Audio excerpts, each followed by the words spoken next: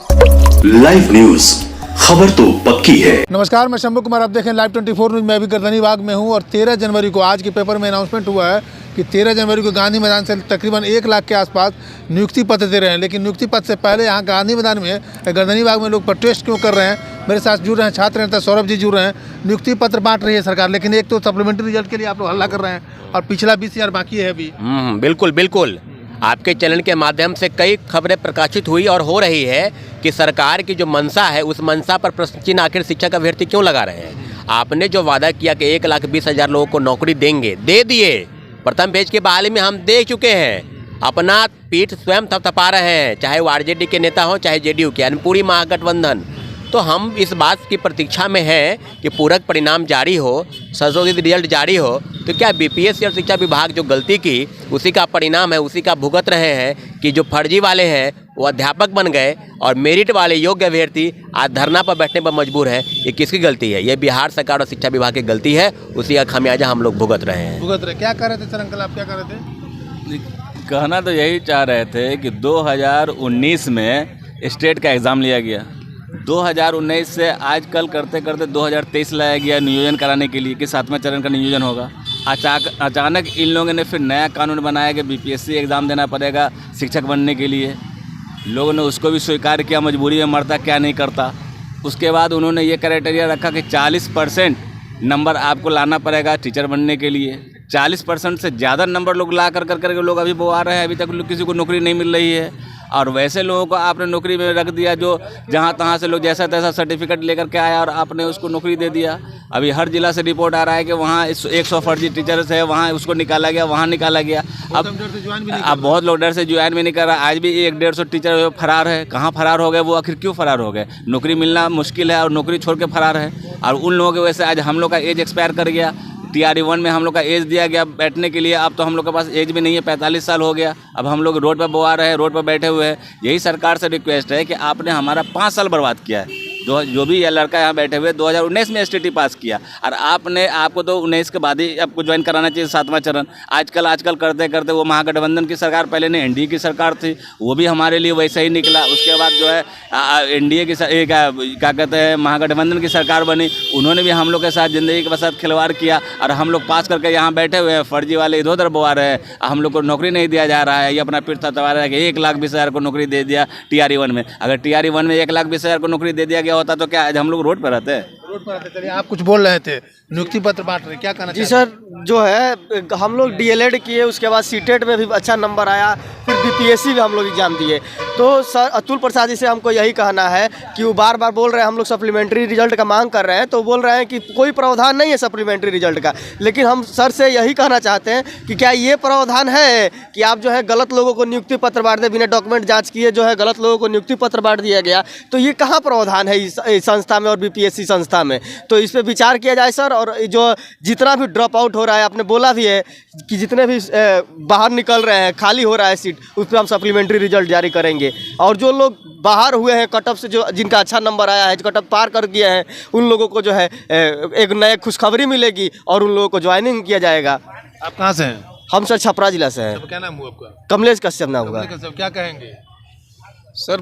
हम लोगों का सीधी सी मांग है, धरना प्रदर्शन करने का एक ही मांग है कि जो अभी के डेट में जो ब्लॉक या डिस्ट्रिक्ट वाइज से जो हमारे यहाँ जो डेटा आ रहा है कि इतने लोग जो हैं कि ज्वाइन नहीं कर रहे हैं, इतने लोग फर्जी नहीं कर रहे हैं। जो TRE1 का मैं बात कर रहा हूँ, TRE1 में जो भी सप्लीमेंट्री रिजल्ट, ठीक है, आप सप्लीमेंट्री रिजल्ट आपके पास प्रावधान है सप्लीमेंट्री रिजल्ट का, वेटिंग लिस्ट का आपके पास प्रावधान नहीं है।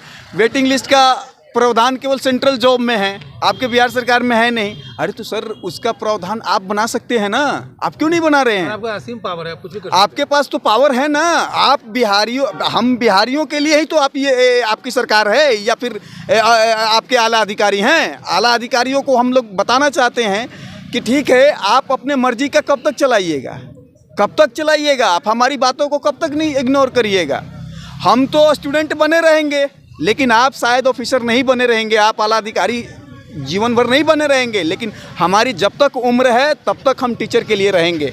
हाँ, आप हमको डिवार कर रहे हैं, बहुत सारे हमारे मित्र को डिवाइड कर दिया गया है बहुत सारे मित्रों को जो है कि बाहर कर दिया बीपीएससी से कि वो कानूनी भी कार्रवाई भी हो रही है। कानूनी कार्रवाई किस बेस पे आप कर रहे हैं? क्या वो फर्जी है? क्या वो गलत है? कोई अपने हक के लिए स्वतंत्र 1947 से ही ये अधिकार मिला हुआ है हम सबको। संविधान भी, कॉन्स्टिट्यूशन भी अपना बोलता है ये बात कि हम अपने बोलने की आज़ादी लेते हैं। हम अपने क्या हम गलत आपको गाली दे रहे हैं? हम गाली भी नहीं देना चाहते। क्या हम उग्र आंदोलन कर रहे हैं? क्या हम किसी को मार रहे हैं रोड पे? किसी को नुकसान कुछ कर रहे हैं? हम लोग तो टीचर न है जी, शिक्षक है ना।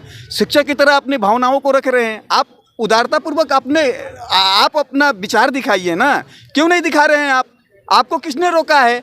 आप सेंट्रल के भरोसे चलने वाला डिपार्टमेंट है। ऐसा थोड़ी है कि आप अपने घर से अपने लगा रहे हैं, खर्च कर रहे हैं। आपकी मेंटालिटी की वजह से हम शिकार बन के अपना जो है कि नौकरी खो दें। आप क्या अपना विधायकी छोड़ देंगे? आप क्या अपना संसदीय छोड़ देंगे? आप क्या अपना जो है कि पद छोड़ देंगे? चलिए, क्या आप कहाँ से हैं आप?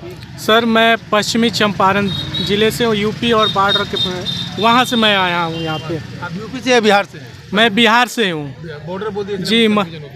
चलिए, क्या कहेंगे आयोग से और सरकार से, क्या बोलेंगे? आयोग और सरकार से हम लोग की अपील यही है कि हम लोग की मांगे जो है उसको सुन लिया जाए, क्योंकि हम लोग को आज बोर्ड पे होना चाहिए और आज हम लोग रोड पे बैठे हुए हैं। इतना बस हम लोग कहना चाहते हैं माननीय अतुल प्रसाद जी से और माननीय मुख्यमंत्री जी से कि हम लोग की बात को सुना जाए। और लोकतंत्र में सबको अपने बात को रखने का अधिकार है। अगर अपनी बात को हम रखते हैं तो प्रशासन हम लोग के ऊपर, हम लोग के जो मित्र साथी लोग हैं उनके ऊपर कानूनी कार्रवाई कर रही है और धमकियां भी दे रही है कि अगर आप इस तरह का करते हैं तो हम आपके ऊपर भी कार्रवाई करेंगे। क्यों? लोकतंत्र में सबको अधिकार नहीं है अपनी बात को रखने का। हम अपना अधिकार मांग रहे हैं, कोई भीख नहीं मांग रहे हैं। एक बार बीपीएससी बोल रही थी कि बीपीएससी का कहना है कि बीपीएससी गलत नहीं है। बिल्कुल गलत नहीं हो, आप अपने हिसाब से गलत नहीं हो ना। सिस्टम तो आपका गलत जा रहा है ना, डेटा तो गलत जा रहा है ना। आप कैसे आप जो है कि फ़िल्टर कर रहे हैं? आप फ़िल्टर जब आप डीएलएड बीएड को कर सकते हैं, एक कंप्यूटर साइंस है उसको फ़िल्टर नहीं कर सकते हैं? इतने लड़के हैं, 6000 7000 रिजल्ट हैं। मैं आरा से हूँ। क्या कहेंगे? ये आधार कार्ड का वेरिफिकेशन पहले होना चाहिए था, जो अब करवा रहे हैं। हम करवा दें। जी। वही बात है, हम बार बार बोलते रहते हैं, शादी से पहले सुहागरात। जी, तो कितना फर्जी अभ्यर्थी चले आए, अब उनको बाहर किया जा रहा है। तो आखिर वो सीट खाली हुई और हम लोग यहाँ हैं, हम लोगों को मौका नहीं मिल रहा है। मौका नहीं मिल रहा। चलिए जी। क्या आप कहाँ से हैं? हम खगड़िया डिस्ट्रिक्ट से हैं। खगड़िया से हैं? जी। क्या कहेंगे? मेरा यही कहना है कि मैं सीएस का कैंडिडेट हूँ और सीएस में सबसे ज़्यादा फर्जीवाड़ा हुआ है। मेरा आयोग से यही निवेदन है कि वो सबको फ़िल्टर करके और जितने भी सीट खाली हो रहे हैं सीएस कंप्यूटर साइंस में, वो जितने भी 1 2 3 नंबर से जो भी ड्रॉप आउट हैं उनको लिया जाए। देखिए, ये कंप्यूटर साइंस से ही हमें ये देखिए बीपीएससी के विज्ञप्ति के अनुसार जो लड़के ए स्टेट पास हैं वही फॉर्म भर सकते थे। एसटीईटी का रिजल्ट आया है बीपीएससी के रिजल्ट के बाद। अच्छा, लेकिन इनका भी बीपीएससी ने वाटर मार्क लगा के वेरीफाई कर दिया। ये कैसे हुआ? और इसका डेट ऑफ बर्थ है 2000। इससे पहले जो एसटीईटी हुई थी उस समय क्राइटेरिया था कि आपका 21 वर्ष उम्र होना चाहिए एसटीईटी का फॉर्म भरते वक्त, तो हुई थी 2019 में। ये तो आयोग बीपीएससी के बाद आया है ना ये? हाँ, ये बीपीएससी के बाद आया जो कि एलिजिबल नहीं है, लेकिन इसको भी नियुक्ति पत्र बांटा गया है। कैसे हो गया? तो इसके लिए कोई कार्रवाई नहीं हो रही है? नहीं, बीपीएससी इसके लिए अपने आप को अकाउंटेबल नहीं मानती है, ना ही शिक्षा विभाग किसी को अकाउंटेबल मानती है। अगर अभ्यर्थी आवाज़ उठाएंगे तो वो उसी को अकाउंटेबल मानते हैं कि ये क्यों आवाज़ उठा रहे हैं। तो ये तो आंकड़ेबाजी कर रही है सरकार। सिर्फ 1,20,336 को नियुक्ति पत्र बांटा गया, उसमें से 97,000 को ज्वाइनिंग मिला है अभी तक, जो स्कूल अलॉट हुआ है। बाकी का जो 23,000 प्लस सीट खाली है उस पर, और हर जिले से प्रतिदिन आ रहा है कि इतने अयोग्य शिक्षक बाहर है। ये देखिए अभी यहाँ पर आया हुआ है, इसको दिखाइए। बीपीएससी से पहले चरण में चयनित 40 विद्यालय अध्यापकों की नियुक्ति रद्द।